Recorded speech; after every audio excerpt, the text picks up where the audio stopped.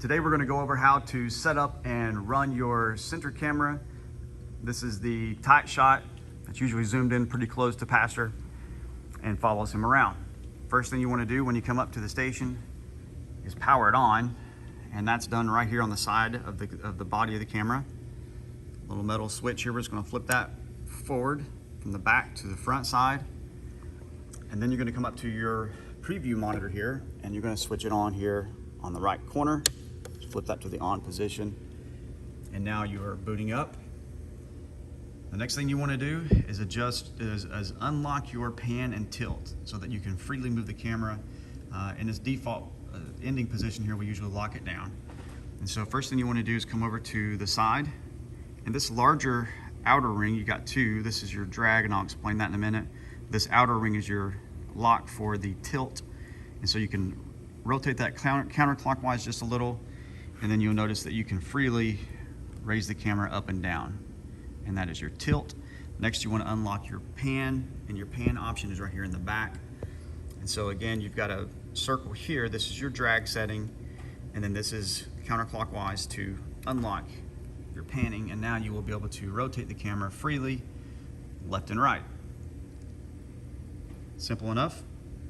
Now, if you don't have enough resistance, or you may have too much resistance, if that's too stiff, you can turn this knob here to the minus side, and that'll loosen it up and make it a little freer, depending on your comfort level and what makes the smoothest movement for you is what you want to use. Same thing here on the tilt.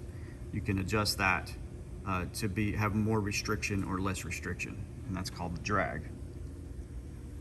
The next thing you will want to know how to use is the zoom option. And to zoom in and out with this camera, we'll move where we can see something different here.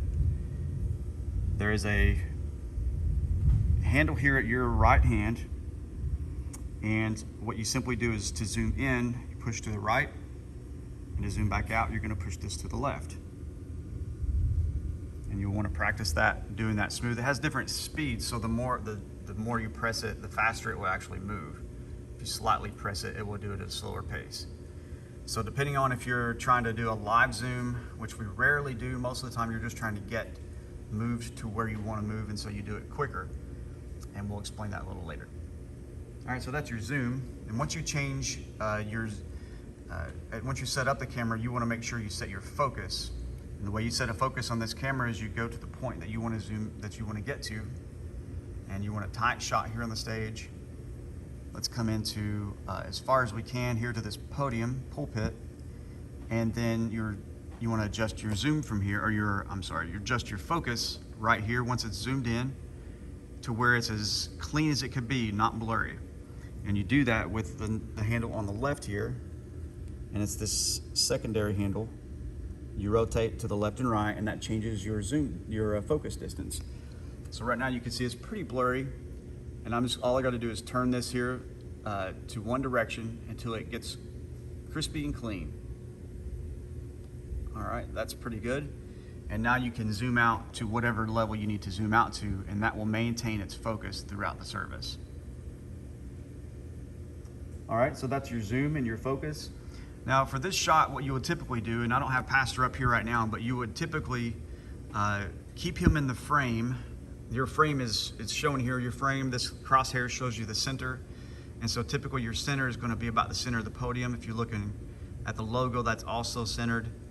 But what you want to do is keep the bottom edge close to his belly button, and the top edge just a little bit above his head, not much.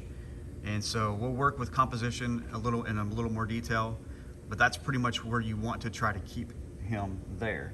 Once you've got him there, if he's reading from scripture or standing at the podium, that's really easy. You just basically hang out and wait.